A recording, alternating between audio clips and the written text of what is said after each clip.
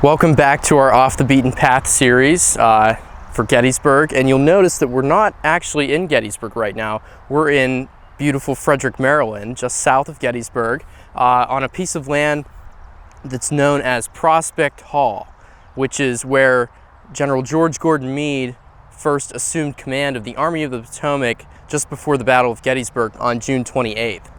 Remember, he's the commander of the 5th Army Corps during the Battle of Chancellorsville and the march up to Frederick in the Gettysburg campaign. And that morning around 3 a.m., General Meade is awoken by an officer of the War Department, Colonel Hardee.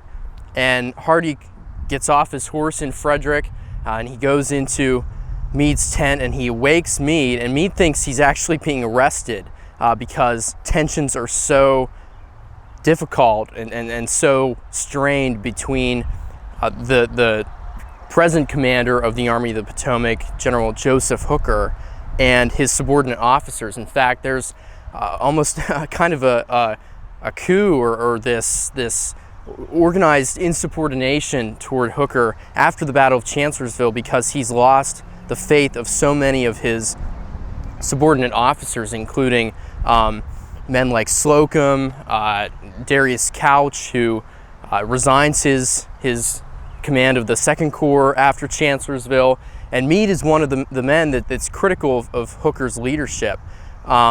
So he's surprised on the morning of June 28th that he's being awoken and given command of the Army of the Potomac.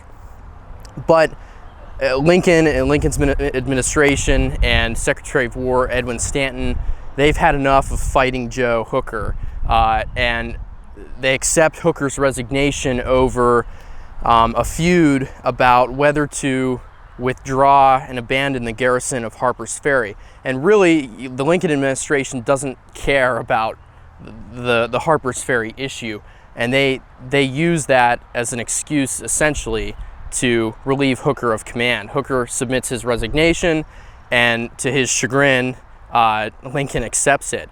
And Lincoln goes through some choices of his replacement, including John Reynolds, who's killed on the first day of the Battle of Gettysburg, but he finally settles with George Gordon Meade, the old snapping turtle, or the damned goggle-eyed snapping turtle, I should say. And Meade's the only one, really, that accepts the command. Nobody else wants it because you're so close to Washington and the scrutiny that will come from the newspapers and the politicians. But really, Meade doesn't have a choice on the morning of June 28th, and he begrudgingly accepts command after he realizes that he's not being arrested.